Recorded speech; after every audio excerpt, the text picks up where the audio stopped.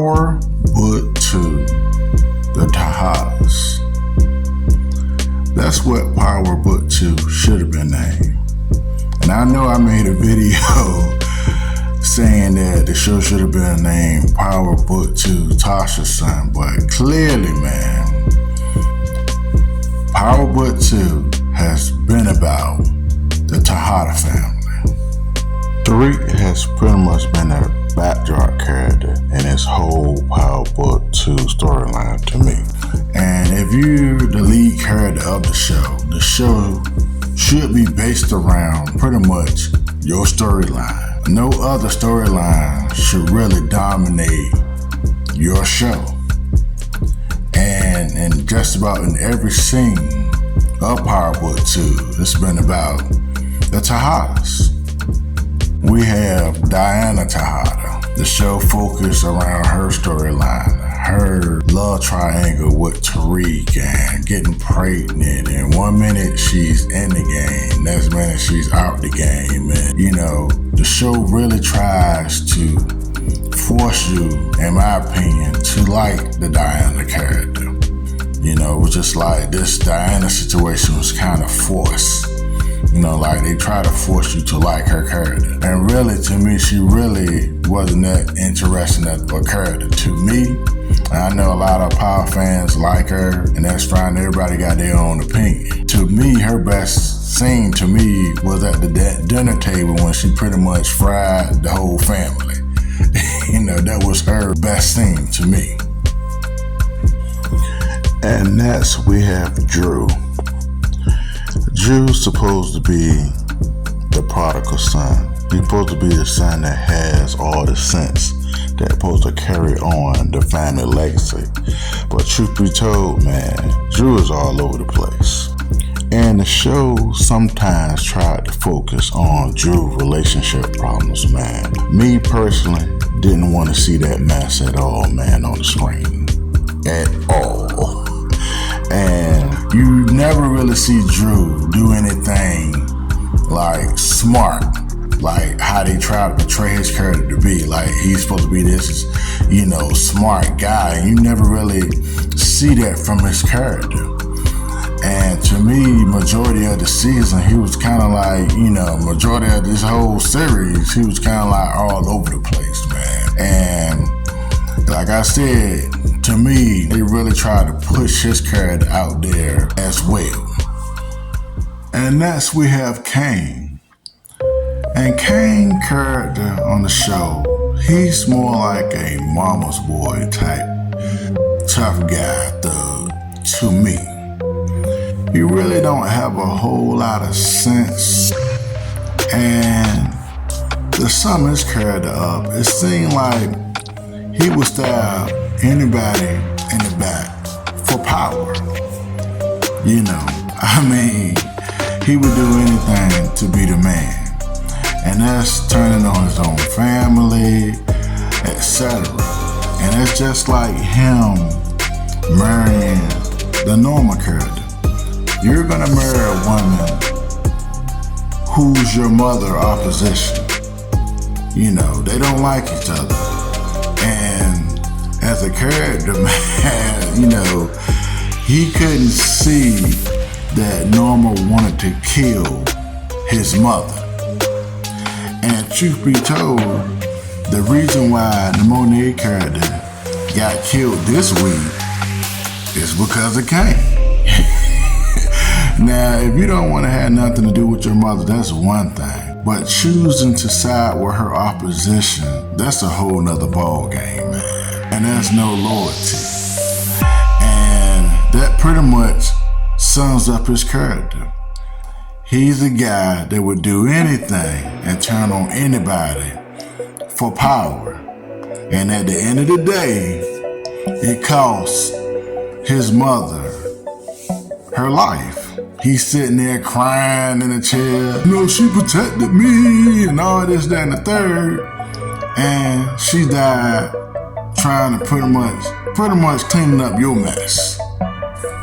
And next, man, we have the Lorenzo character, man, the father, man, and they always try to portray him like he was this big, threat or whatever. And I always would say to myself, I was like, if you supposed to be this upper echelon hustler in the game, how you never even heard of Ghost and Tommy? Now I can see as he never met them or whatever, but you've been in the game as long as he been in the game.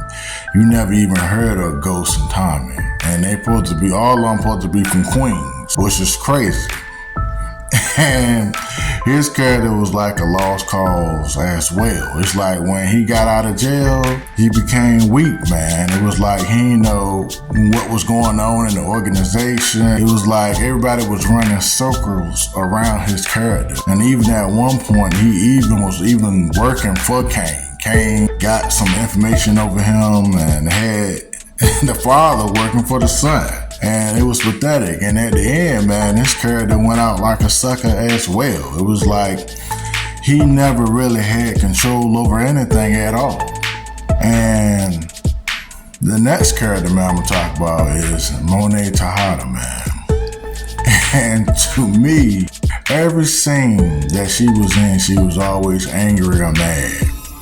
This chick was never happy, man. It was crazy, man. And it was like, I look at her, and I'm lumping her and Lorenzo in the same category. You supposed to be this boss, upper echelon hustler. You never even heard of Ghost or Time, and you don't know anything. You've been in the game for this long time, and you got soldiers or whatever, and you never even heard of Ghost and Time, which I always found was funny. And then you're gonna have this new guy, Tariq. He comes in the operation, and he pretty much telling you how to run your whole operation that you've been running for years, that you've done made, I guess, millions of dollars out of. But Tariq is the answer. He's like her go-to. She will always say, hey, where's my brain? I need to find Tariq. And it was just crazy. It was clearly like Tariq was her new favorite adopted child. It was crazy to me. Both. And if it weren't for y'all, I'd be dead right now. I can't repay you for that loyalty. Now, Tariq will be here any minute so we can figure this shit out.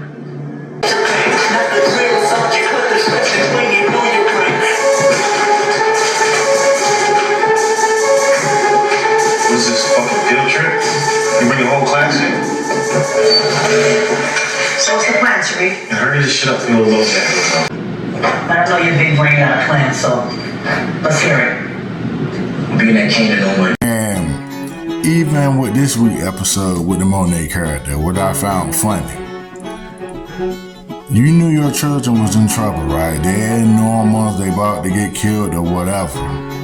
Norma got the drop of them. You're gonna leave, you're gonna go home and put on an evening gown and some heels to go to war.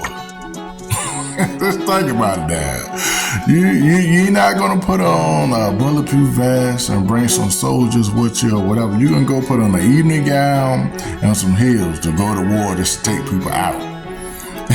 That whole scene was funny to me, man. And then on top of that, they're gonna try to play Tupac, Hail Mary, come with me. Hail Mary. It was just so funny to me, man, that whole scene. Now, I know TV-wise it looked good and, everybody like it, but you really sit back and think about it, man. It was crazy, man. It was a suicide mission. And then you had Kane, he's sitting there, about to cry, my mama protected me, it was just crazy, man. Like, you this street guy. You had no idea, you couldn't see this was coming. You couldn't see that this woman wanted to kill your mother. It was crazy to me. I mean, you seen her kill her right-hand man, Obi, right in front of your face. And you're going to try to marry a woman like this for business. Now, not alone just, side with her. It was just crazy. And that pretty much sums up, with the Kane character, how much sense he has as a character. And like I said, man, this whole Power Book 2 series, to me, has been about the Tejada family, man. They've been the forefront. Tariq really has played, his character has played the backdrop character to the Tejada'S. And this just the way I see it. And overall, just like I said at the beginning of this video, the name of the show should have been called Power Book 2, The Tejada'S. Because clearly, Power Book 2 Ghosts has been about them. And now we only have one episode left. And I'm looking at this show, just looking at the whole series, Tariq has been a backdrop character. Well, hey man, that's pretty much all I had to say on this topic, man. I hope you guys like and subscribe, man. And I'm out.